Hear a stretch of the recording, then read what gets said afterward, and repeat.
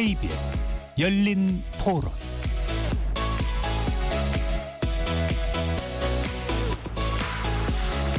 안녕하십니까. KBS 열린 토론 정준희입니다. 정부에서 엄청 열심히 노력하는 것 같기는 한데 집 없는 사람들까지도 너무 심하게 규제를 하니까 그러니까 규제를 하는 건 좋아요. 하는 건 좋은데 진짜 문제가 되는 건 다주택자들이 문제가 될 것 같은데 이거는 뭐 다 규제를 걸어버리니까 돈 벌어서 집 한 채 사겠다 이렇게 그런 꿈이 상당히 힘들어지는 거죠. 다주택자들에 대한 중과세가 맞는 것 같아요. 그러니까 누진세가 맞는 것 같아요. 있는 사람만 집 사게 만들어놨잖아요. 내가 가지고 있는 현금이 5억밖에 없어. 예를 들어서 8억짜리 9억짜리 그런 아파트를 갖다 살 수가 없잖아요. 대출을 못 받으니까. 근데 있는 사람들은 그거 아무 상관없잖아. 일반 서민들은 갖다 엄두도 못 내는 거예요. 그냥 가만히 있는 게 도와주는 것 같아요. 특히 이제 지금 우리나라 부동산 대책은 어떻게 보면 시장 원리에 그냥 놔두는 게 낫다고 봐요.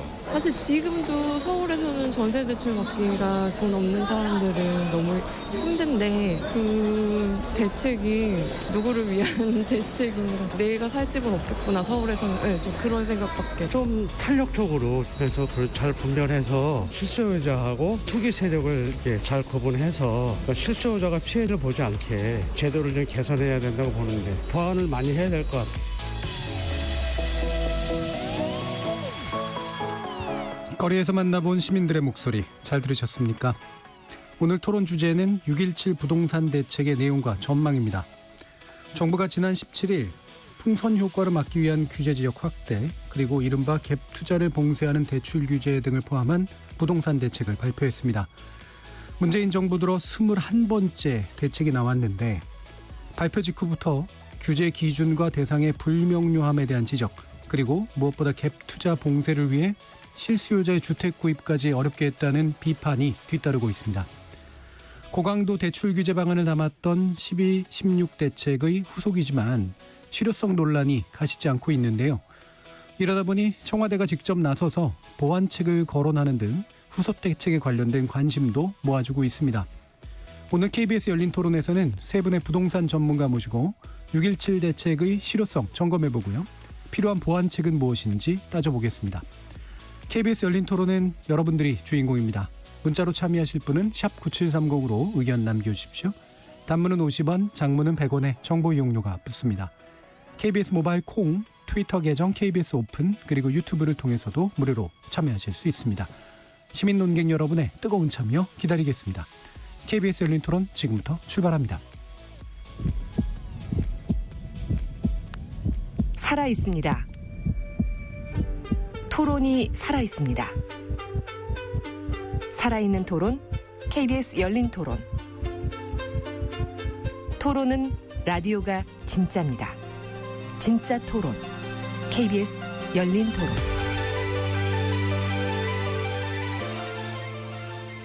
오늘 함께할 세 분의 전문가 소개하겠습니다.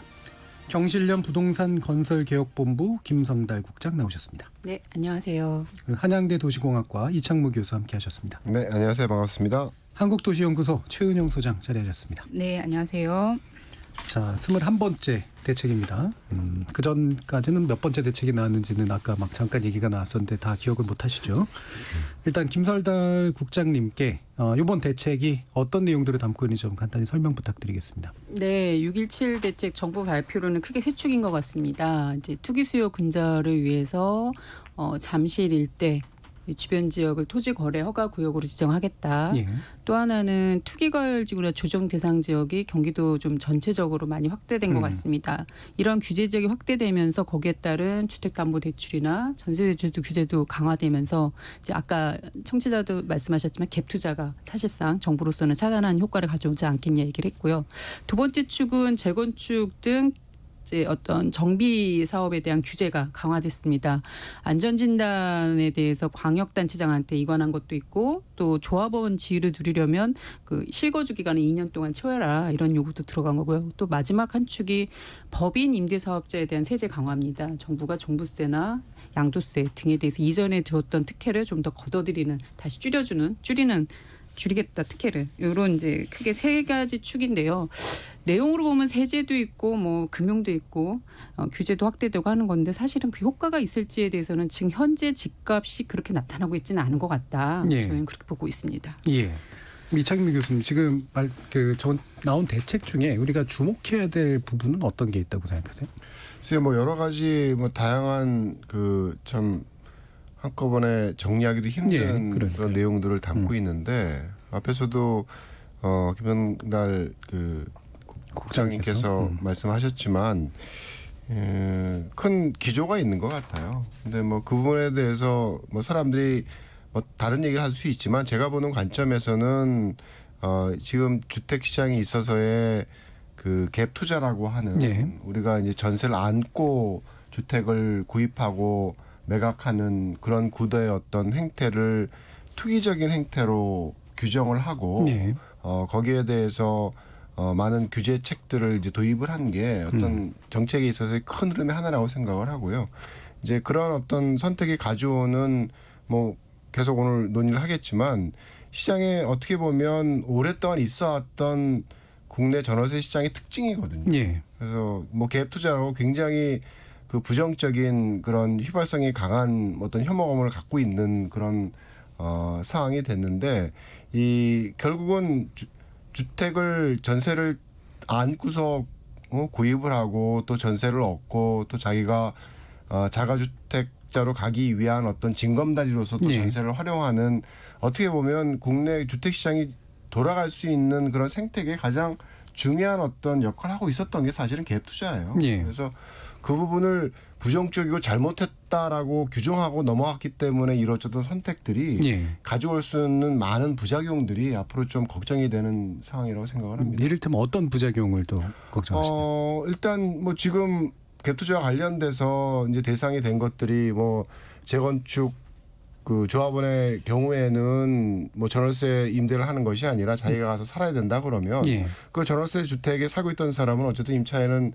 나와야 되는 상황이 되겠죠. 그다음에 토지거래 허가구역 같은 경우에도 이게 뭐 도심 지역이기 때문에 뭐 잠실 포함한 영동대로 주변이 가장 고용 중심지에 가까운 지역이라서 어느 대도시든 고용 중심지 주변에는 임차 가구의 비율이 높아요. 그럴 수밖에 없는 게 그래서 서울도 마찬가지로 지금 자가 거주 비율이 한 43%밖에 안 되고 나머지는 임차 가구입니다. 그러니까 중심지가 가질 수 있는 가장 중요한 특징이거든요. 그래서 그런 가까운 지점에는 임대주택, 민간 임대주택이 원활하게 공급이 돼야 되는데 이게 토지거래 허가 구역으로 갭 투자에 대한 어떤 그 투기적인 행태를 뭐 잘못된 어떤 그 행태로 규정을 해버렸기 때문에 결국 전세를 안고 구입할 수 없게 만들어 버렸죠. 이제 상황이 그렇게 된다 그러면 자산이 있는 자가 거주자가 그 집을 그 들어와서 살게 되는데 문제는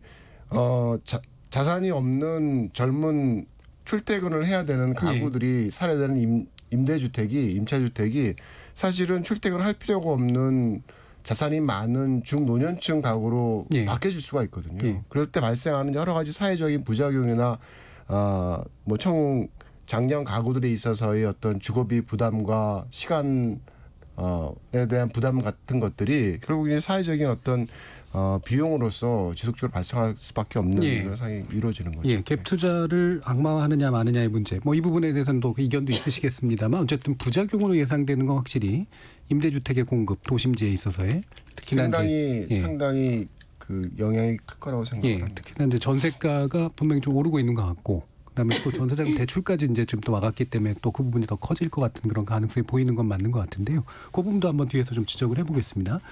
일단 최은영 소장님 그러면 현재 이제 집값의 추세 이게 이제 잠시 좀 잡힌 듯하다가 이제 올라갔기 때문에 지금 또 나온 대책이잖아요. 어떤 추세인가요? 네, 사실은 지금 뭐 주간 단위로 상승이기 때문에 상승이다 이렇게 보기는 좀 저는 힘들다고 보고요. 왜냐하면은 사실 주간 단위로 우리가 주택 가격을 정확하게 알 수는 없고요. 정부는 계속 주간 동향 다 자료를 쓰고 있지만 저는 그건 좀 무리라고 보고 있고 지금 보합 상태라고 보시면 되겠습니다. 작년 12월 이후에 좀 주택 가격이 안정된 경향을 보이다가 그 흐름이 멈춘 상태이고 지금 이제 어떻게 될지 잘 모르는 그런 상태라고 보이시면 되고 뭐 쉽게 생각을 하면 강남에 뭐 30평대 재건축 아파트가 20억을 넘어갔단 말이에요. 최고가를 찍을 때 그런 것들이 한 18억 정도에서 지금 왔다 갔다 하고 있는 그런 상황이 지금 쭉 뭐 호가는 지금 더 올리려고 하는 그런 흐름도 있긴 하지만 예. 그런 상태라고 보시면 될 것 같습니다. 12, 16 대책으로 어느 정도 집값이 이제 잡혔다가 조금씩. 지금 현재로는 어느 방향으로 갈지 알 수 네. 없는 보합세 네. 정도로 보시는 거네요. 제가 좀 추가를 하면 사실은 이번 그 대책에 있어서의 가장 큰 그 뭐랄까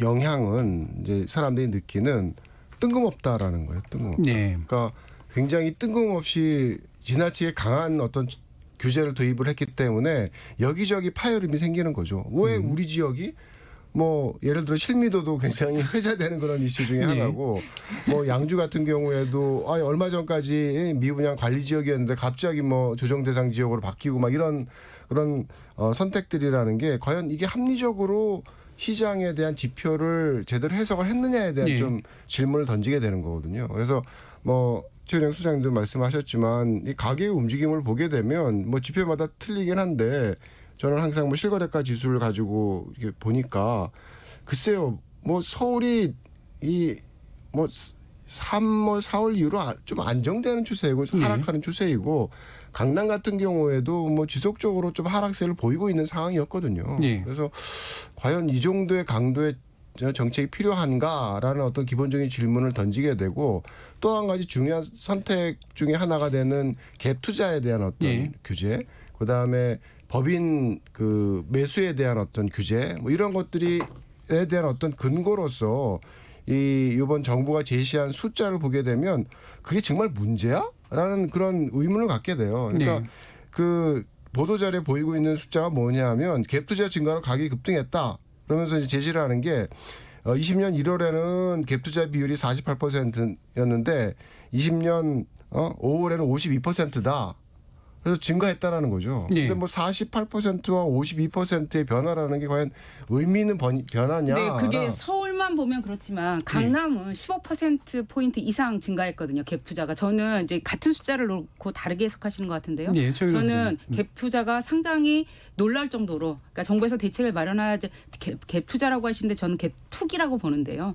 그렇고 좀 같은 숫자를 다르게 보는 상황인 것 같고, 그다음에 조금 아까 말씀하신 지금이 그럼 적절한 시점이었느냐와 관련해서도 사실은 뜬금없다라고 얘기하시지만 저는 좀 선제적인 대응으로 볼 수 있는, 지금까지 정책 어떤 다른 정책보다도 좀 빠른 시기에 나왔거든요. 예. 그러니까 지금 어떻게 튈지 모르는 상황에서 내온 선제적 대응이라고 볼 수 있는 그런 측면이 일단 있어서 수치를 같은 거 보고 계시는 건 저는 맞죠? 좀 달리 좀 말씀드리고 김성남 싶은데 부장님. 사실 예. 이제 저희도 오늘 아파트값 상승 실태를 좀 조사해서 발표를 했습니다. 네. 그런데 문재인 정부에서는 아파트값이 떨어진 적은 없었습니다. 그래서 저희들이 취임 초기와 지금 현재 기준으로 서울 아파트값 중위가격을 조사해봤더니 국민은행 발표 자료 기준으로는 6억에서 9억 2천으로 거의 3억 1천만 원 정도가 오른 것으로 많이 올랐습니다. 많이 올랐고 요 정도 금액은 아무리 문재인 정부의 소득 인상 최저임금 올랐다 하지만 거기에 따라갈 바가 못 될 정도로 많이 예. 올랐다.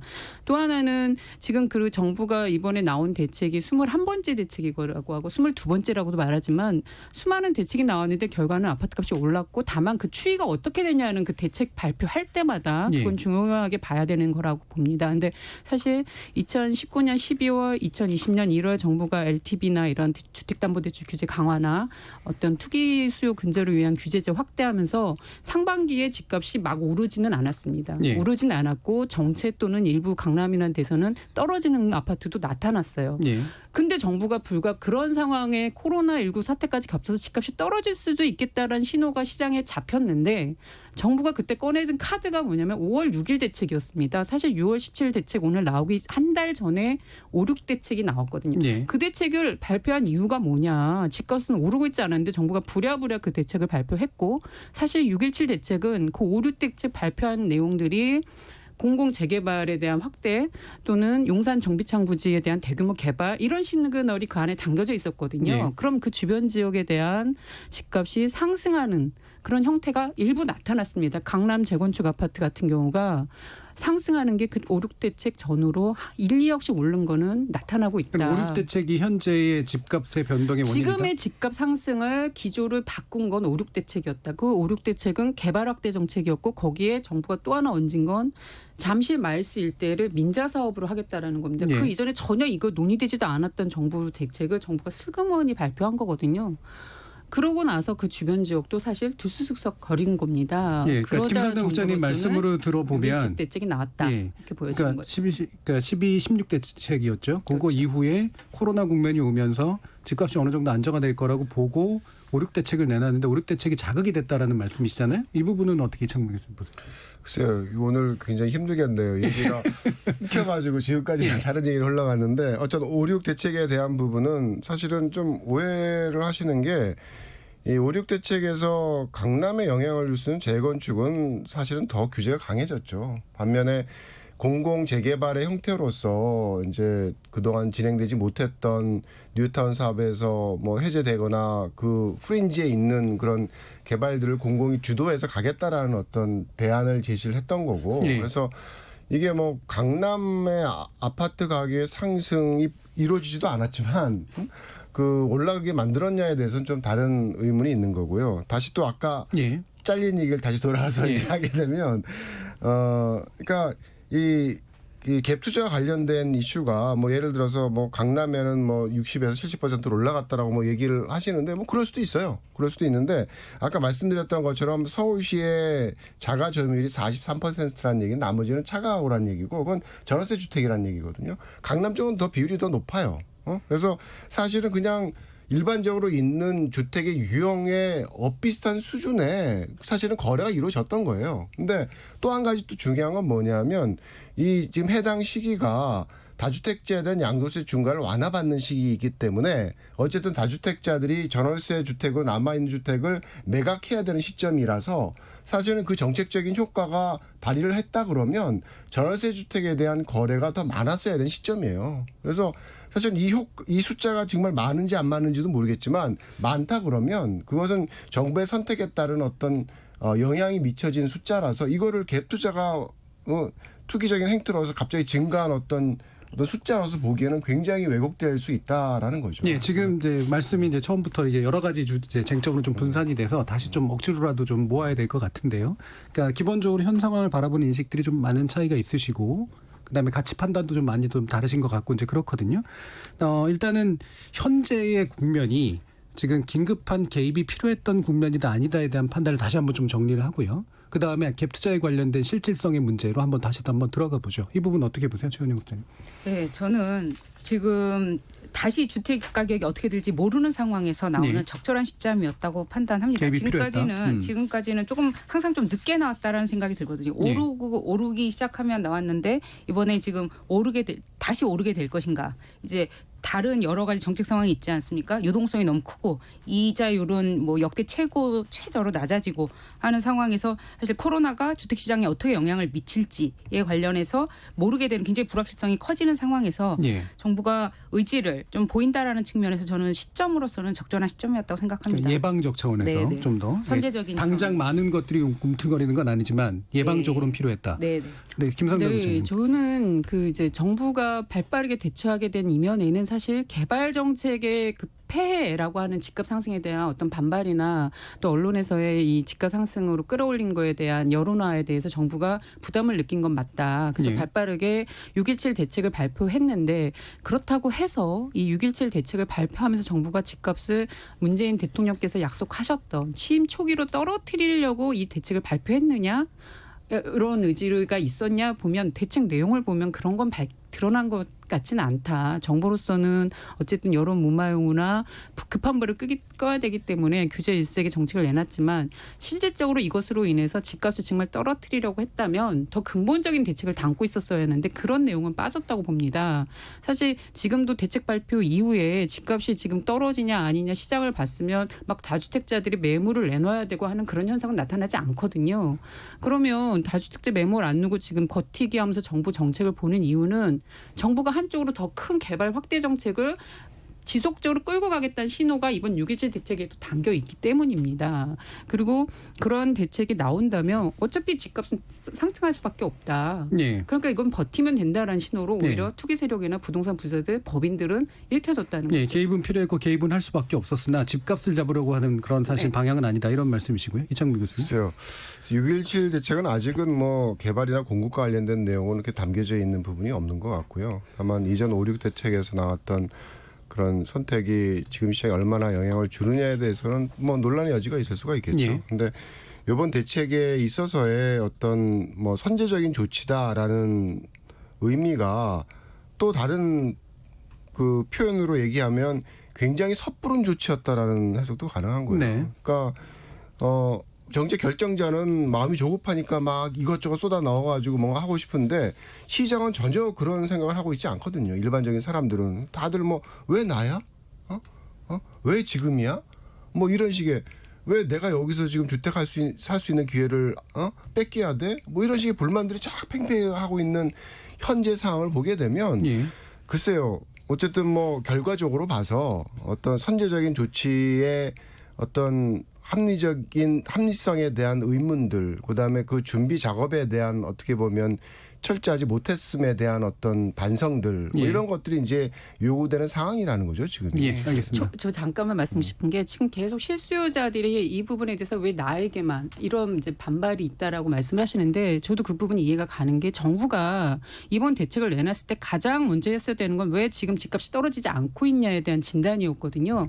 근데 그런 건 쏙 빼고 지금 집값을 오르게 한 것도 정부 정책의 영향인데 그거는 쏙 빼고 개인 투기꾼 이런 프레임을 잡고 그 사람들에게만 강력한 규제를 지금 이 안에 담고 있습니다. 그러면 정부가 집값을 오르지 않게 해주면 되는 문제인데 집값 다 올려놓고서 나만 거기서 가져가지 못하게 하는 거 아니냐. 그럼 나는 기회를 언제 가져가야 되느냐. 이런 거에 대한 반발이 있을 수 있거든요. 그 부분은 지금 약간 불명확하게 들리는데요. 왜냐하면 정부가 아예 집값이 상승하지 않으면 집값이 떨어지면 갭투자도 문제가 안 되고 보유세나 이런 세제 강화에 대한 목소리도 탄력을 가질 수가 없습니다. 그러니까 집값이 왜냐하면 떨어지는 상황을 만드는 게 중요하다는 거죠. 떨어뜨리는 상황을 만약에 간다고 하더라도 방금 아까 이창무 교수님 말씀하신 그 불만은 여전히 있지 않겠어요? 그러면은 정부로서는 집값이 떨어지는 상황이 간다 하면은 개인에게 그렇게 갭 투자를 얘기하는 게 아니로 대책을 가져갈 이유도 없는 거죠. 왜냐하면 집값이 떨어지고 있는 상황이 있기 때문에 정부로서는 개인을 투기 세력화하면서 어떤 규제 일색의 정책들을 만들 이유가 없는 거죠. 그러니까 집값을 그냥 떨어뜨리면 어차피 실수요자라고 불릴 사람들은 다 만족할 거다. 그렇죠. 다주택자들을 의해서 실수요자들도 자연스럽게 그 시장을 가져갈 수 있는 근데 주거 정책이라는 거죠. 거는 그렇게 단순하게 볼 수 있는 건 아닐 거라고 생각합니다. 집값이 떨어지거나 집값이 오르는 것과 관련해서 모든 사람이 좋아하고 모든 사람이 나빠하고 그런 건 없거든요. 굉장히 사람들마다 이해관계가 다르고 개인마다 다 다른 것이어서 사실은 모든 사람 아까 실미도 얘기하셨지만 그러면 뭐 어떤 규제를 굉장히 작은 공간 단위로 해야 되느냐 뭐 이런 것도 있고 그래서 사실은 굉장히 좀 작은 부분들 가지고 얘기하시는 거고 그다음에 지금 사실 이게 집을 못 살게 했다라는 건 좀 본질에서 굉장히 좀 저는 벗어나 있다고 보는데 이번에는 사실 전세 대출에 대한 규제가 굉장히 강해진 거잖아요.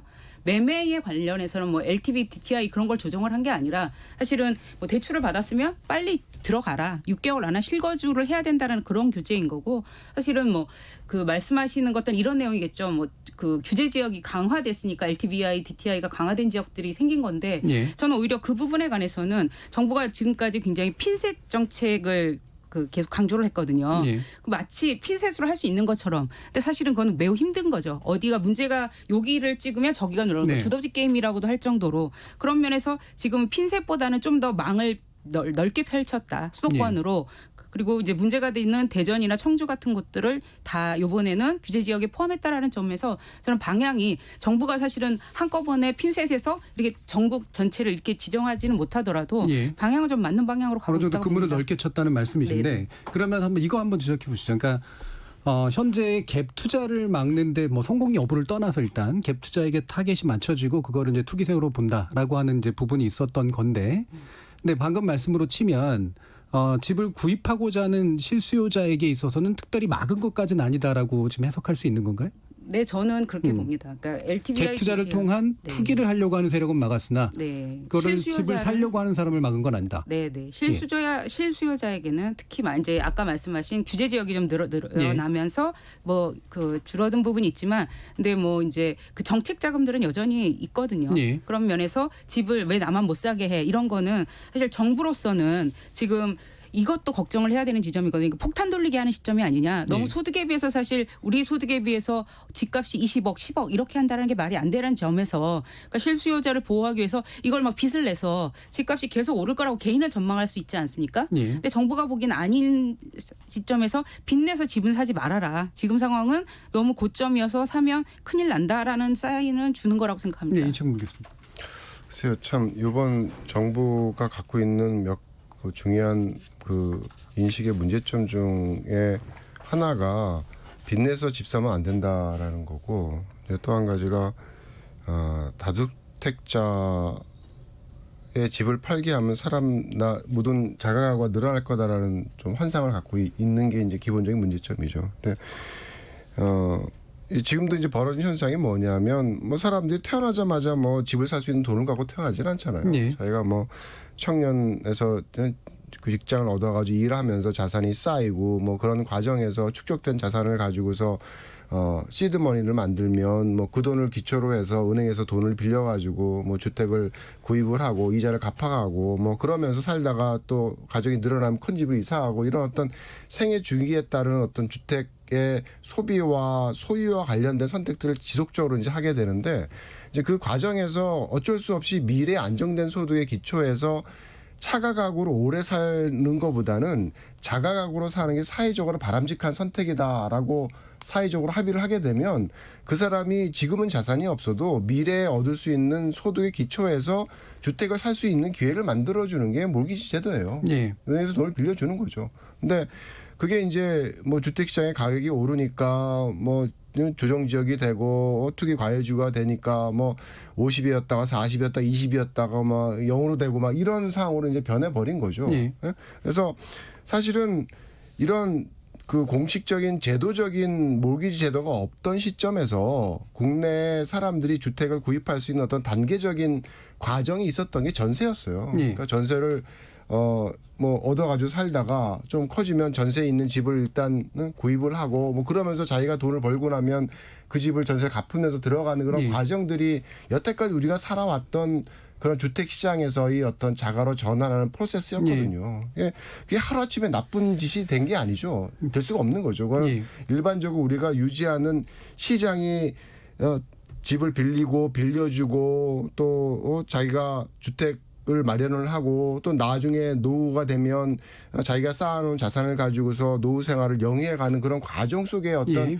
중요한 포인트로서 우리가 지금 나쁘게 생각하는 갭 투자라는 어떤 형태의 주택의 임대와 소유의 어떤 그 특성이라는 게 국내에만 특이하게 존재해 왔기 때문에 예. 그걸 버려버리면 국내 주택 시장의 기본적인 구조가 와해가 되는 알겠습니다. 상황이 되는 자, 겁니다. 그 부분 가지고 다시 한번 좀 논의를 해봤으면 좋겠는데 그래서 갭 투자의 문제 근본적으로 그러니까 일단 그러니까 대출을 통해서 집을 구매하는 것을 이게 이제 거품이 집값에 끼는 걸 막는 정책으로 대출 규제를 할 것이냐 아니면은 상환 능력을 어떤 관리하는 방식으로 대출 규제를 할 것이냐에서는 또 차이가 좀 있잖아요. 그래서 그 부분 일단 접고 갭 투자라고 하는 방식 우리나라에 가지고 있는 전세대조의 특징상 자가 가구로 나아가는 일종의 단계적인 어떤 방식이었는데 이 부분이 과잉하게 투기의 문제로 좀 바뀌었다라고 하는 이창무 교수님의 지적에 대해서는 김성현 국장님 어떻게 보세요? 네.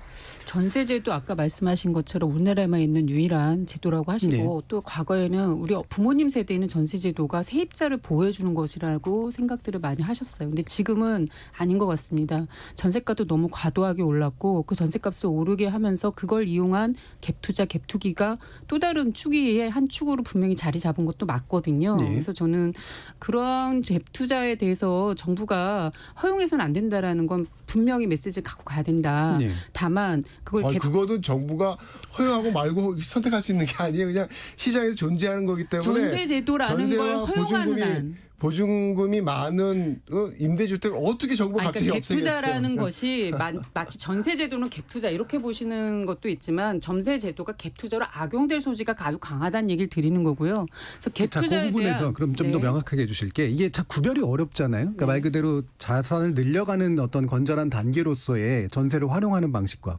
대출까지 그다음에 투기 세력들이 들어와서 그 갭 투자를 통해서 과잉하게 늘려가는 방식이 공존한단 말이죠. 네. 이걸 구분 어떻게 왜 하세요? 그렇게 근데 그게 가능하냐면 지금 전세 제도를 유지하면서 세입자를 보호할 수 있는 정책적 수단을 가지고 있지 않기 때문입니다. 네. 그래서 갭 투자로 갈 수밖에 없는 사람들이 자꾸 생겨요. 그래서 왜냐하면 정부가 다주택자의 투기를 규제하겠다고 하면서 임대사업자 세제 혜택 주면서 어떻게 임대사업자들이 대부분 갭 투자 방식으로 불을 늘렸다라는 평가를 지금 문재인 정부 2018, 2019년 계속해서 네. 지적돼 왔었거든요.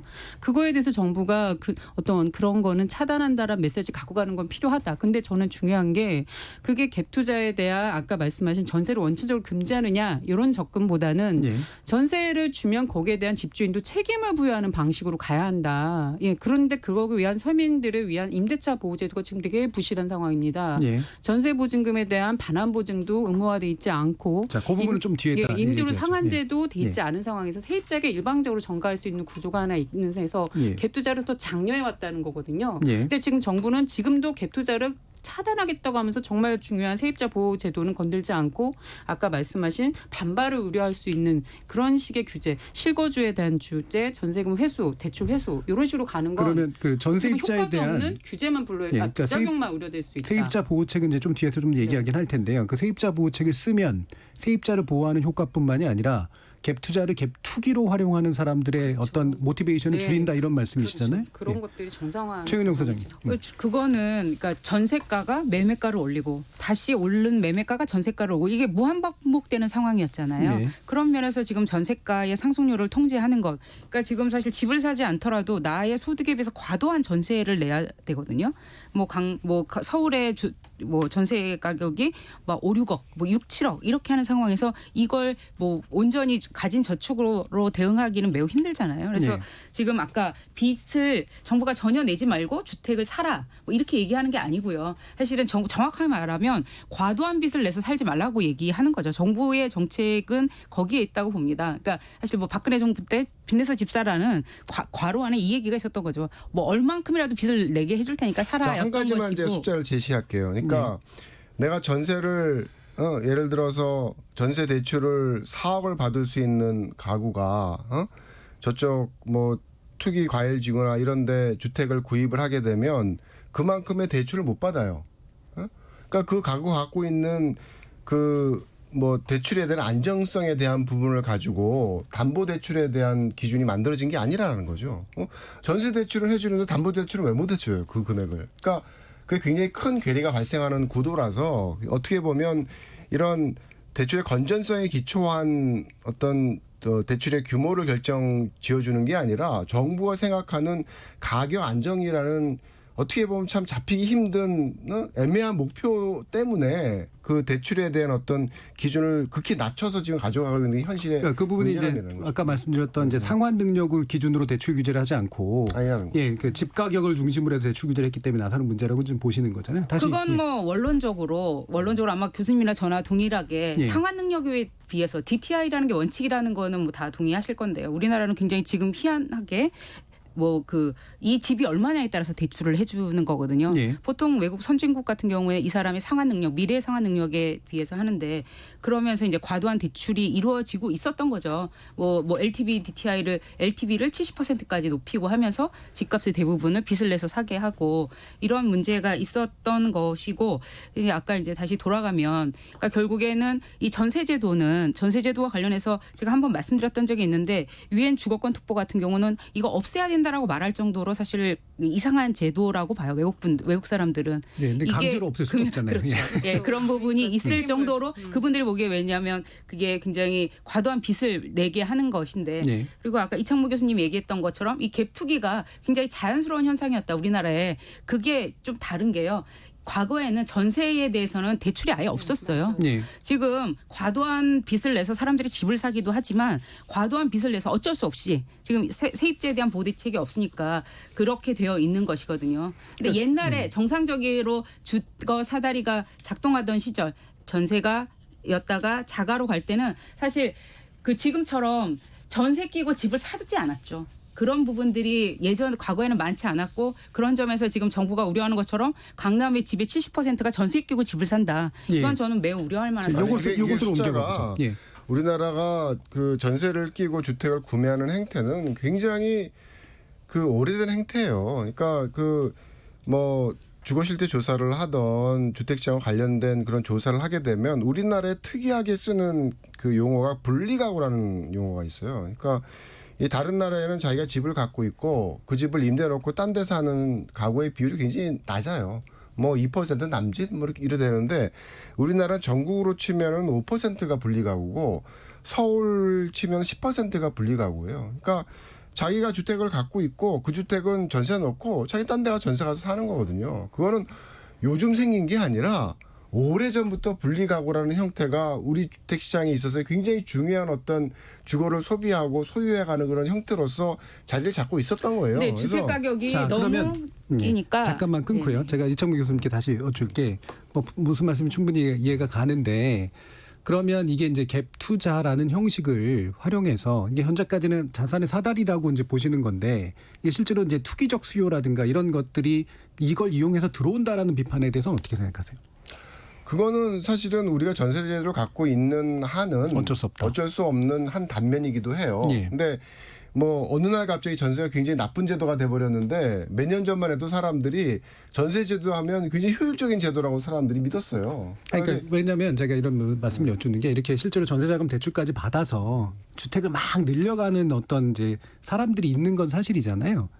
막 늘려가지 못하죠. 전세 대출을 받는다라는 것은 그 사람이 다른 주택 하나를 소유하는 데 있어서 만약에 소유할 때 그 전세 대출에 대한 부분을 나중에 주택을 구입할 때의 몰기지로 전환할 수 있는 그런 창구가 열린다 그러면 언제든지 바뀔 수 있는 거니까. 그런데 지금은 몰기지를 얻어서 뭐 낼 수 있는 빚의 규모하고 전세 대출의 규모가 사실 이쪽이 더 크니까 이게 일종의 뭐 사람들이 생각하는 어떤 투기적인 행태라고 이제 이해할 수 있는 스트럭처를 제도가 만든 거죠. 예. 네. 왜냐하면 이제 그 이게 특이한 사례인지는 모르겠습니다만 이제 50채, 100채씩 이제 그렇게 갭 투자 방식을 이용해 가지고 가지고 있는 사람들이 있다라고 하는 것이 이제 이런 비판들이 나오는 이야기인데. 그건 좀 다른 건데요. 그러니까 내가 살고 있는 주택에서 얻을 수 있는 전세금을 가지고서 100채의 다른 주택은 살 수 없죠. 그러니까 이제 그 사람의 경우에는 1주택자가 될 수 있는 어떻게 보면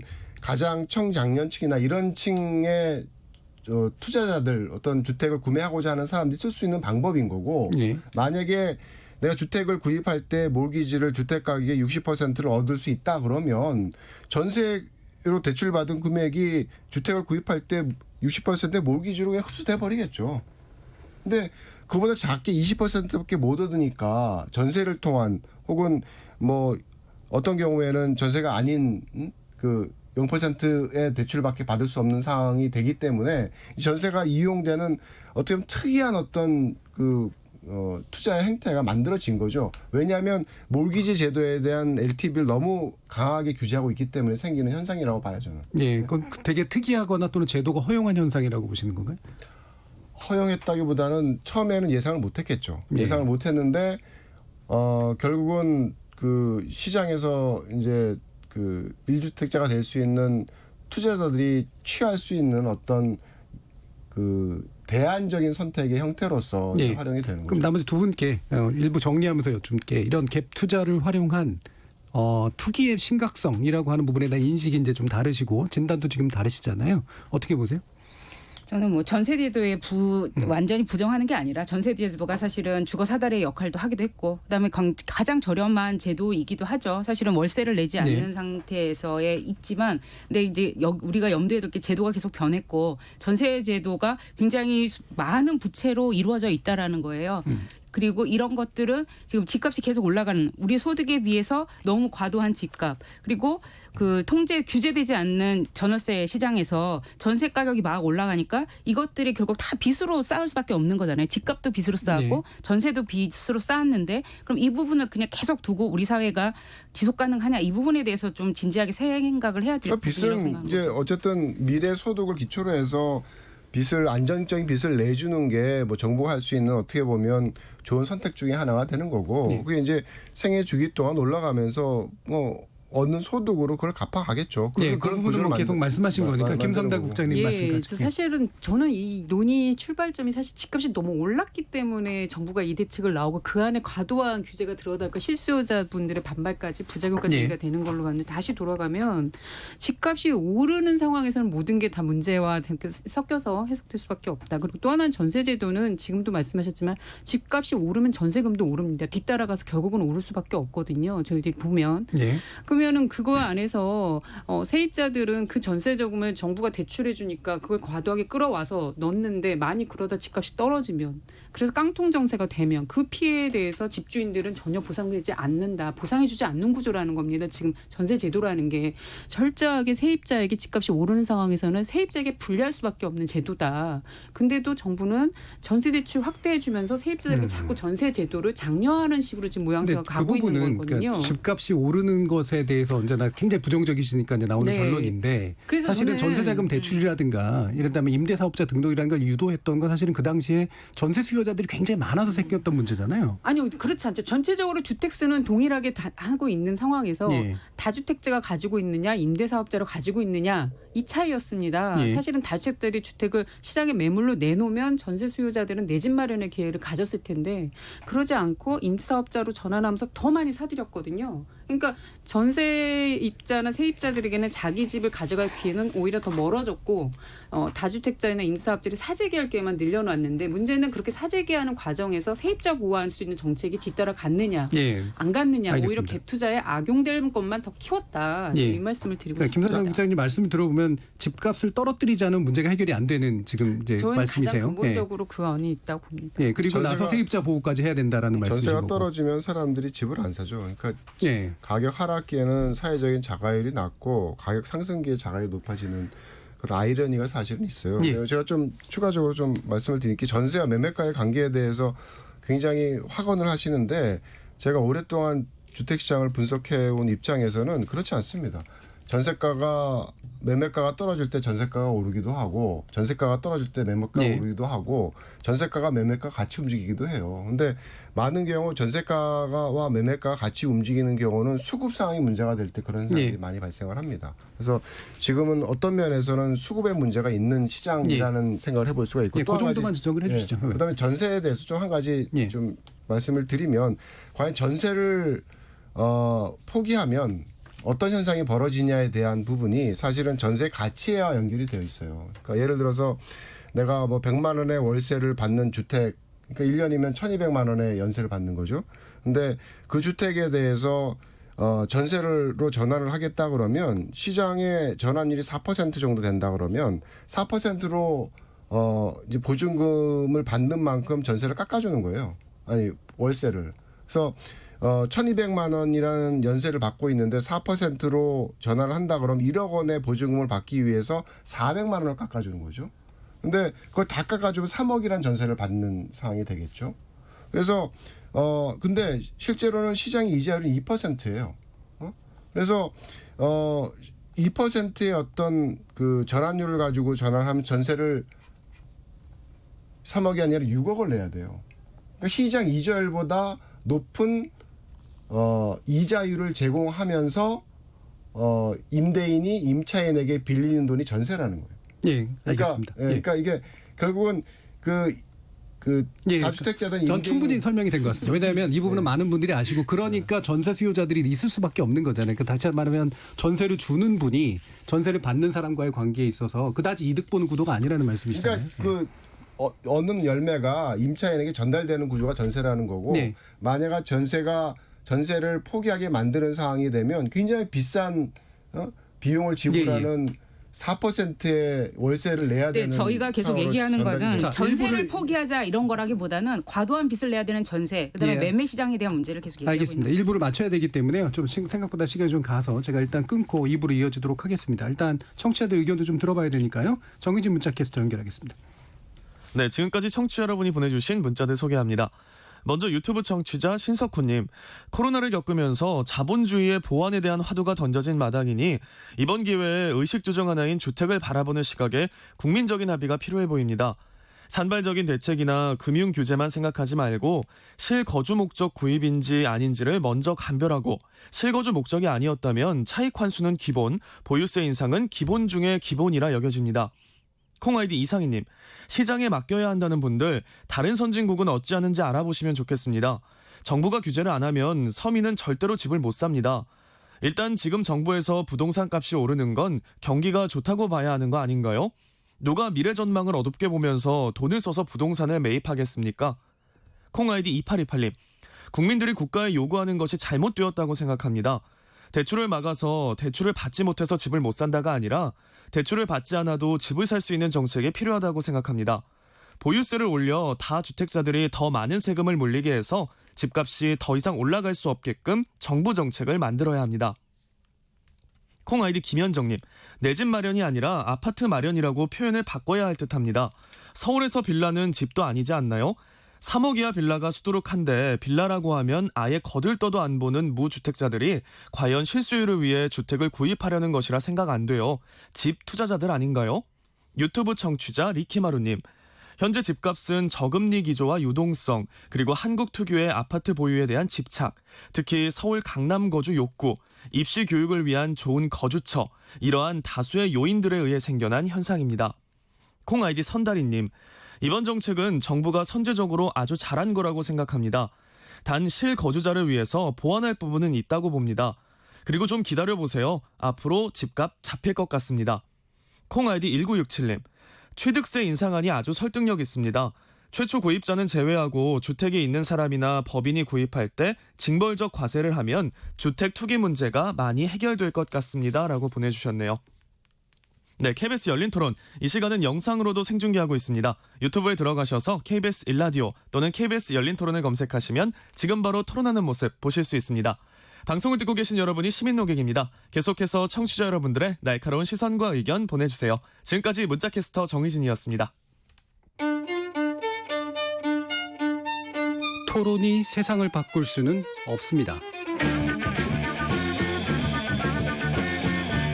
하지만 토론 없이 바꿀 수 있는 세상은 어디에도 없습니다.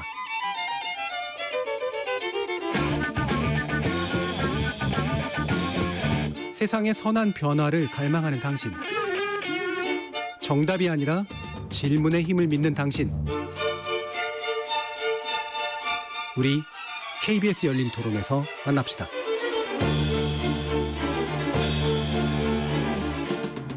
자, KBS 열린 토론 오늘은 6.17 부동산 대책 실효성 논란 그리고 보완책에 관련된 주제로 한국도시연구소 최은영 소장, 한양대 도시공학과 이창무 교수, 그리고 경실련 부동산 건설개혁본부 김성달 국장 이렇게 세 분과 함께 하고 있습니다.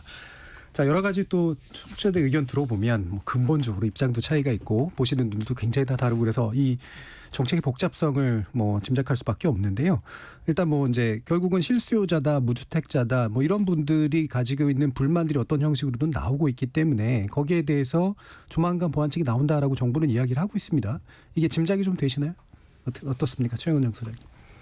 저는 짐작이 안 되고 그리고 지금 정책이 나온 지 일주일밖에 안 됐는데 정책을 보완해야 된다라고 정책 당국에서 얘기하는 건 좀 무책임하다라는 생각이 듭니다. 네. 그리고 특히나 우려되는 건 아까 이제 재건축과 관련해서 조합원이 분양을 받으려면 2년 실거주 목적. 지금 아까 청취자 의견들 중에서도 계속 실거주를 굉장히 강조들 하셨잖아요. 2년 실거주를 해야 이제 조합원 분양권을 주겠다라는 정책이 있었는데 네. 저는 그 부분을 굉장히 좀 긍정적으로 평가를 했거든요. 왜냐하면 이제 우리나라 개발 파라다임이 바뀐다. 지금 우리는 사실은 너무 부재지주가 많은 걸 가지고 있어요. 네. 그러니까 재개발 재건축 지역은 다 대부분 부재지주고 그런 면에서 이제 살아야 집을 얻을 수 있구나 하라는 아주 정책의 중요한 변화라고 생각했는데 이 부분이 특히나 이제 김설덕 국장님이 계속 말씀하시고 계시는 임대 등록자들에게 불이익이 주는 거 아니냐 해서 이제 제도의 그 정비 개선 뭐 이런 게 논의되고 있다는 점은 매우 우려됩니다. 그러지 말아야 한다고 생각합니다. 임대 등록자는 네, 임대 등록, 사업자? 임대 등록을 한 사람들, 임대 사업자에 관해서 임대 사업자. 네, 예. 임대 사업자는 8년간을 해야 되니까 실거주를 할 수가 없지 않습니까? 예. 그러니까 이 사람들의 선의의 피해를 보는 거 아니냐는 걱정들을 좀 기우를 하고 계시는 분들이 있는 것 같아요. 예. 그 언론들을 중심으로 그러면서 그 부분을 좀 건드리려고 하는 것 같은데 예. 좀 그렇게 안 되기를 바라고 있습니다. 예, 이창무 교수님.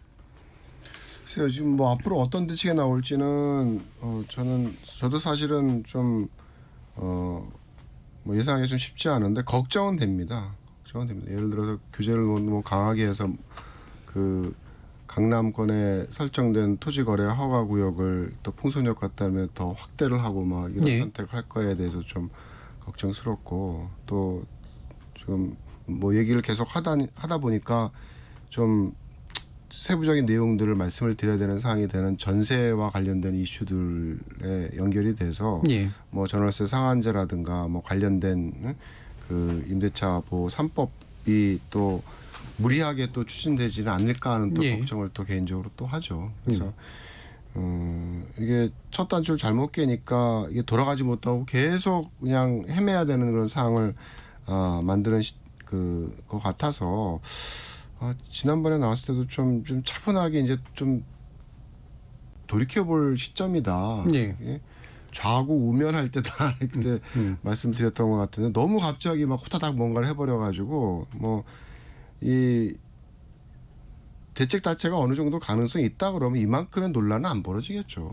그만큼 이제 문제가 있으니까 여태까지 발표한 대책 중에 가장 단기간에 많은 논란을 불러일으켰던 사항이 아닌가 저는 예. 그럼 생각을 예. 해서 말씀 일단 전망은 잘 안 되고 좀 우려가 되는 그런 말씀을 주셨는데 그러면 김상도 국장님께 넘기면서 제가 질문을 약간 바꾸면 결국은 이제 집을 이른바 사고 싶은 사람들이 적당한 가격에 집을 살 수 있게 해주는 거랑 그 다음에 세입자들이 어느 정도 안심하고 임대를 해가지고 살 수 있는 거랑 이 두 부분으로 이제 결국은 나뉠 거 아니에요? 이런 부분에서 뭔가가 어떤 게 필요하거나 네. 나올 수 있다고 생각하세요?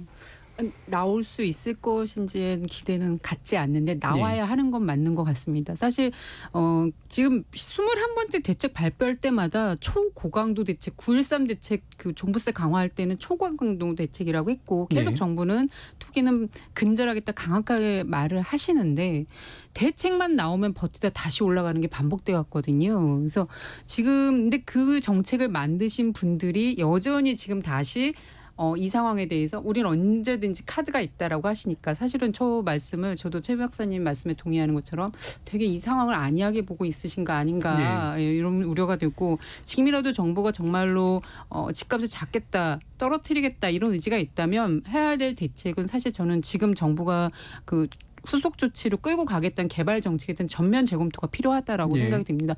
개발 정책이라는 것이 정말로 경제 활성화나 우리 사회에서 뭐 여러모로 필요하다는 건 동의하면 그러면 그걸로 인한 부작용을 최소화할 수 있는 대안도 같이 나와야 되거든요. 예. 불로소득이 튀지 않거나 어떻게 환수할 수 있거나. 근데 정부 지금 개발 방식에는 그러한 해소법은 갖고 있지 않거든요. 그래서 그러한 대안을 같이 가주지 않는 한 전면적인 개발 정책의 전면적인 검토가 필요하다. 또 하나는 지금 서울의 가장 큰 문제는 주거난인데 개발 정책을 하면 할수록 서민들의 피해는 더 커질 수밖에 없습니다. 내쫓기는 문제 이런 상황에 대해서는 정부가 반드시 조금 근본적인 해법을 갖지 않는 한 개발 정책에 대해서는 전면 재검토를 해주셔야 되는 게 하나 있는 거고요.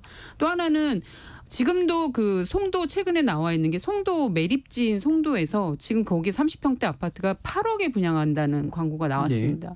이게 지금 현실적으로 거의 불가능한 값들이 이미 경기도 주변 또는 인천에서도 책정되는데 이거에 대한 정부가 해법을 가지고 있어야 된다고 봅니다. 그것이 저는 강력한 분양가 상한제와 같은 정책들이 나와야 줘야 된다 생각을 합니다. 개발이익 환수라든가 분양가 상한제를 도입하지 않으면 개발 정책은 그렇죠. 공공주택을 저렴하게 공급하는 방식의 개발 정책이 같이 들어가 있지 않는다면 개발 정책은 또 다른 불쏘시개 역할만 될 것이다. 공공주택의 공급, 그다음에 분양가 상한제, 그다음에 개발이익 환수 이 세 가지가 결합되면서 공급이 일어나야 된다. 뭐 이런 얘기를 해주셨고요. 최은영 소장님. 네, 그 개발 방식과 관련해서 사실 정부가 고민을 안 하는 거는 아닌 것 같고요. 특히나 뭐 최근에 나온 영등포 쪽방 개발을 하면서 세입자들이 쫓겨나지 않는 방식으로 개발을 하고 있고요. 그다음에 뭐 구룡마을 같은 경우에도 원래 분양 방식이 있었는데 분양을 전혀 없이 지금 임대주택으로 4,000호를 다 공급한다고 개포동에 있는 구룡마을에. 그래서 그리고 아까 공공 재개발의 방식으로 사람들이 쫓겨나지 않는 방식의 개발들을 고민하고 있고 아까 제가 재건축의 조합원들이 분양주택을 받기 위해서 2년 거주라는 것을 이제 추가하는 거 굉장히 정책적 변화라고 생각이 되거든요. 거거든요. 그래서 개발 방식과 관련해서 정부가 고민을 안 하고 있는 건 아닌데 저도 그 김성달 국장님하고 붙여서 분양가 상한제에 대해서는 정부가 예. 좀 고민을 해봤으면 좋겠습니다. 지금 분양가 상한제도 마치 핀셋처럼 규제하고 있거든요. 투기과열 지구에서 지금 작동하는 거의 중요한 정책 중에 하나가 왜 투기과열 지구하고 조정 대상 지역을 가르는 굉장히 중요한 게 이 투기과열 지구에는 분양가 상한제가 적용이 돼요. 예. 그 일부에. 근데 분양가 상한제를 그렇게 핀셋으로 쓰고 있단 말이에요. 예. 근데 분양가 상한제는 어떻게 해야 정상적으로 작동하는 제도냐면 전국에 다 예. 했고 지금까지도 그랬던 거거든요. 그런 면에서 분양가 상한제는 좀 전국으로 강력하게 실시했으면 좋겠습니다. 아직도 실시가 안 되고 이제 7월에 예고되어 있는데요. 분양가 상한제를 좀 정부가 고민해야 된다고 생각합니다. 예. 지금 이 두 분 말씀하신 부분에 대해서 이창부 교수님은 상당 부분 반대하실 것 같은데. 뭐다 봤네 제가. 일단 뭐 마지막 말이 예. 그 상한제였으니까 예. 이거 전국의 분양가 상한. 지금 사실은 어떻게 보면 최근에 그 시장 침체에 대해서 다시 반등의 어떤 기미를 보였던 거는 저는 분양가 규제에 대한 영향이라고 봐요. 그러니까 이 재고주택 시장은 굉장히 불안한 그런 상황에서 돌아가고 있는데 이 뭐 분양가 상한제를 도입하지 않아도 뭐 허구를 통해서 뭐 실질적인 분양가 규제를 하고 있었으니까 이게 뭐 다 로또죠 뭐. 서울에 지어지는 아파트나 뭐 수도권에 지어지는 아파트들이 다 로또이기 때문에 가격이 떨어져도 분양 아파트를 그 분양권을 얻게 되면 사실은 가격 하락폭을 넘어서는 수익을 얻어낼 수가 있기 때문에 시간이 지나면 예. 계속 매달리는 거죠. 예. 그래서 시장은 안 좋을 거라고 막 예상을 하는데 분양 시장은 뭐 경쟁률이 100대 1, 200대 300대 1 막 이러니까 그게 어떤 시장의 전환점을 만들어지 못하고 다시 또 막 뭔가 또 새로운 예. 어떤 흐름을 만들어내는 원인이었다고 봐요. 그래서 이 분양가 상한제는 참 안 좋은 선택입니다. 이게 그 결국은 로또에 대한 어떤 사람들의 투기 얘기하는데 가장 투기적 행태를 보이는 게 분양가 상한제 결과예요. 최근영 소장님 말씀하신 것처럼 핀셋이 아니라 전국적으로 동일하게 해도 마찬가지가 될 것이다. 마찬가지죠. 그때는 이제 누가 어떤 주택을 나눠 가져야 되느냐에 대한 굉장히 힘든 어떤 분배에 대한 어떤 틀들을 예. 굉장히 오밀조밀하게 짜야 되는 상황이 이제 벌어지게 되는 거죠. 그렇겠죠. 분배 기준을 잡아야 되니까. 저 분양가 상한제는 우리 이제 강남 지역에서 4천만 원 평당 3.3제곱미터당 4천만 원 이상은 안 된다라는 기준이었어요. 근데 그걸 분양가 상한제를 박근혜 정부 때 폐지하면서 실질적으로 폐지하면서 지금 뭐 강남에 한 평당 뭐 6천만 원, 7천만 원 이런 상태가 된 거거든요. 근데 이제 그 원인에 주택가격 상승의 굉장히 중요한 원인이 아니 분양가 자료를 상한제는 보면 분양가 상한제를 한다 그래서 재건축 아파트의 가격이 이제 안정이 되니까 시장에서 느끼는 게 뭐냐면 이거 봐라. 이제 내가 사람들이 살고자 하는 강남권이나 이런데 신축 아파트의 공급이 굉장히 힘들어지겠네. 그러면서 나타났던 게 지어진 지 뭐 5년 안 되고 10년 된 아파트들의 가격 급등이 일어난 거예요. 그러니까 새로 지어지는 아파트의 가격이 올라가면 그런 아파트를 만들어내는 재건축 아파트의 가격은 규제가 있어서 뭐 재건축 부담금을 내도 쫓아갈 수밖에 없는 뒷조사서. 정말 완전히 다르게 보는데 저는 재건축을 속도를 빠르게 하는 게 결국 주택가격을 상승시킨다고 생각하거든요. 박근혜 정부에서 개발을 막 하기 위해서 재건축 아파트가 많이 들어서지 않았습니까? 그건 결국 비싼 신상품이 시장에 마구 공급되는 거예요. 그런데 어떻게 주택가격이 안정이 되겠습니까? 자, 이 부분은 사실 근본적인 좀 차이가 있어서 지난번에도 논의할 때 보면 분양가 상한제가 결과적으로 가격을 안정화시키는 도구가 될 거다라고 보는 분들과 결국에는 시간이 지나면 그게 로또가 돼서 그건 결과적으로 나타나는 가격을 게 제약을 못한다라는 근데 그런 저는 것이죠. 로또와 관련해서는 달리 재건축과 보는 게 관련된 있습니다. 정비사 관련된 어떤 공급들이 이루어지지 않았기 때문에 그게 현실화되고 있어요. 그래서 내년에 서울시의 입주 물량이 정말 몇 년간에 있어서 최소 물량인 2만 5천 호밖에 안 되는 상황을 만들어낸 거죠. 그때도 뭐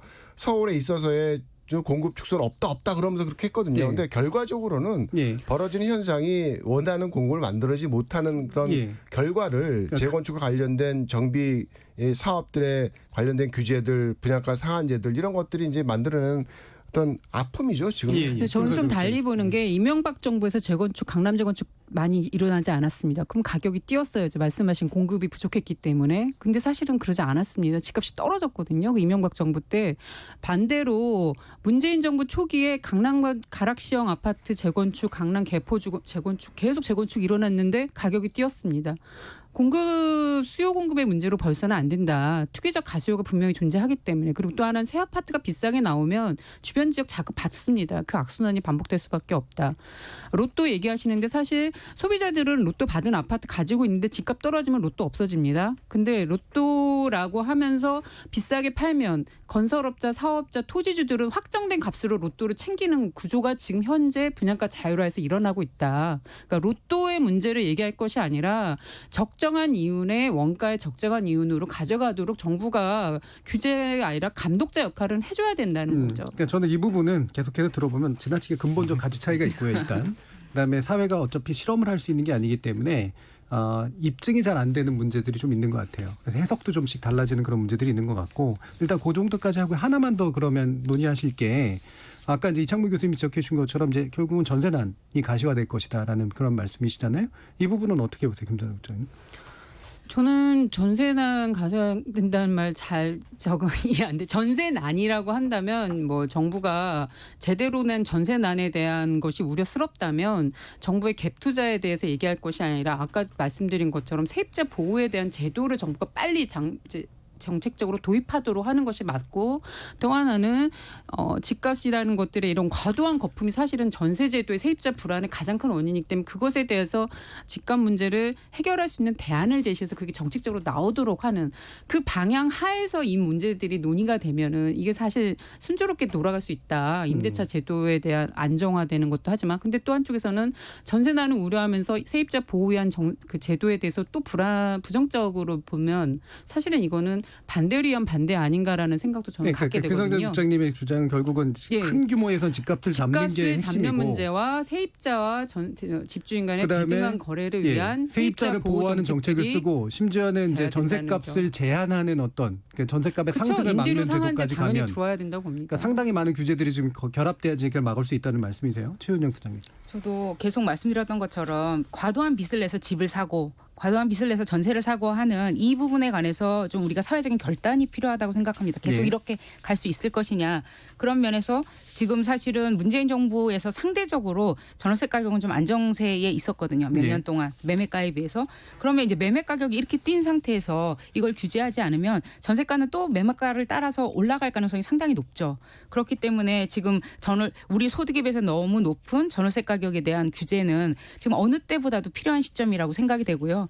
그래서 그 지금 세입자 3법이라고 하는 그 주택 임대차 보호법 개정 그다음에 그 전월세 등록을 의무화하는 이런 조치가 빨리 이루어져야 한다고 생각합니다. 그래서 지금 나오고 있는 게 여당 중심으로 아까 이제 이창무 교수님 우려하신 건데 전월세 신고제, 전월세 상한제, 계약갱신 청구권 이런 게 이제 이른바 임대차 3법으로 추진 중이잖아요. 이 부분 확실히 우려하고 계시는 거죠? 그럼요. 이 전세라는 게 사실은 뭐 제가 전세를 신봉하는 사람도 아니고 전세와 관련된 그런 부정적인 논란에 있어서의 논거를 사실 제시한 입장이에요. 근데 그럼에도 불구하고 전세가 갖고 있는 긍정적인 측면은 분명히 있다라는 거죠. 그러니까 아까 뭐 소득 대비 임대료 부담이라는 게 굉장히 높다고 얘기를 하셨는데 해외의 어떤 주거비 부담과 비교해서 굉장히 낮은 수준이에요, 우리나라는.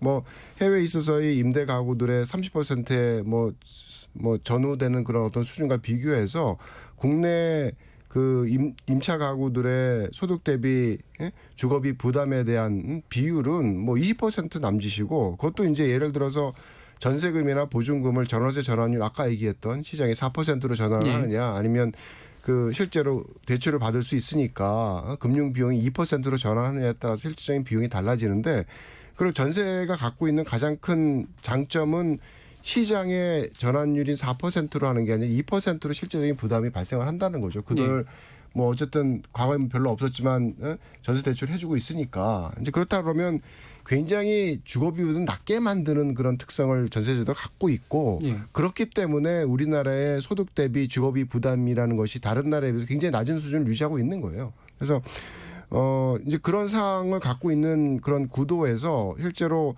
전세 뭐 특히 도심 지역에 있어서의 임대주택이랑 싫던 좋던 반 이상이 임차 가구로 산다 그러면 누군가는 임대주택을 공급을 해야죠. 그리고 도심에 있어서 자가 가구를 갖고 있다라면 굉장히 불리한 선택이 될 수가 있는 거예요. 그러니까 한번 자기가 갖고 있는 주택을 팔고 옮기려고 그러면 뭐 세금 내고 이러면 뭐 10%가 날아가요. 근데 이 차가 가구에 해당되는 그런 청년층 같은 경우는 굉장히 주거 이동이 잦아야 되거든요. 예. 그러니까 주택을 소유한다는 게 굉장히 불리할 수가 있어요. 예, 그 그래서 부분에 대한 설명은 많이 하셨으니까 요 네. 만약에 이런 3법이 추진된다면 우리가 우려할 수 있는 가장 핵심적인 결과는 자, 뭐라고 그러니까 이 굉장히 어떻게 보면 월세와 비교해서 그 자본 차익에 대한 부분을 임차인과 나눠 먹는 구도가 사실 예. 전세였는데 싼 전세였는데 그게 이제 전월세 상한제가 올라가게 되면 전세가 굉장히 변동성이 심하거든요. 많이 예. 오르고. 근데 규제를 받게 되는 상황에서는 임대인의 경우에는 월세로 전환을 한다는 월세 전환. 거죠. 예. 월세 전환은 시장의 전환을 하는 것이기 때문에 예. 임차 가구에서는 굉장히 주거비 부담을 늘리는 선택을 할 수밖에 없는 거예요. 예. 그래서 내가 자본 차익에 대한 기대를 가지고서 뭐 레버리지 효과로서 수익률을 증폭시킬 수 있는 그런 전세의 어떤 혜택이 사라진다 그러면 월세 놓는 게 사실은 훨씬 더 이루어질 수가 있는 거죠. 그래서 예. 이 사회에서 이루어지고 있는 주거비 부담에 대한 부분이 전월세 상한제와 같은 그런 어떤 임대료 규제를 도입을 하게 되면 굉장히 주거비를 높이는 방향으로 사회적인 그런 부작용이 발생할 수 있다는 게 가장 큰 문제점입니다. 예, 이제 정리하시면서요. 방금 말씀 주신 부분에 대한 뭐 반론도 괜찮고요. 다른 제안도 괜찮고 해서 돌아가시면서 한 1분 정도씩 한번 말씀 듣겠습니다. 김상당 국장. 네, 정부가 어쨌든 집값을 잡기 위한 의지가 정말로 있다면 6.17 대책에 대한 부작용을 최소화하면서 정말로 근본적인 집값 낮출 수 있는 개발정책 전면 재검토와 같은 해법을 제시하길 바라고요. 또 하나는 이제 전세제도로 인한 전세난이나 세입자의 피해가 우려된다면 세입자 보호를 위한 전세보증금, 반환보증 의무화 등의 어떤 또 계약갱신 청구권의 무제한 이러한 지금 논의되고 있는 법안들이 빨리 좀 입법화될 수 있도록 여당이나 정부가 힘을 발휘하는 것이 필요할 때입니다. 예, 그럼 기본적으로 보유세 부분하고 예, 보유세는 당연히 예. 가져가야 되는 구조이죠. 알겠습니다. 최은영 소장님. 네, 아까 이창무 교수님 말씀 중에서 우리나라의 세입자들이 소득에 비해서 낮은 임대료를 부담하고 있다라고 인식하신 건 굉장히 좀 우려스럽습니다. 지금 청년들이 결혼도 못하고 아이 낳을 생각도 못하고 이런 상황 그런 것들이 사실 다 집값과 전월세 가격 부담이거든요. 그런 오늘도 오기 지점에서 전에 주거실태 조사를 보고 왔는데 낮아요. 예, 주거실태 뭐, 조사는 낮지만 다른 조사는 가계동향 조사 같은 경우는 발표를 상당히 믿을 수가 높습니다. 그게 RIR이 지금 평균적으로 20%고 저소득층에서는 뭐 가계동향 조사 같은 경우는 100만 원에서 50만 원을 주거비로 쓰는 상황이거든요. 이게 과히 낮다고 보긴 힘들고 그래서 지금 아까 우려하셨던 점은 전월세 상한제 계약갱신 청구권을 도입할 때 제도화할 수 있습니다. 그러니까 이 전세가 월세로 전환하는 것 자체가 문제가 아니라 예. 어떤 비율로 전환하느냐가 문제잖아요. 그것들을 과도하게 전환하지 못하도록 하는 장치를 정부가 마련해야 될 거고요. 그럼 시장이 붕괴됩니다.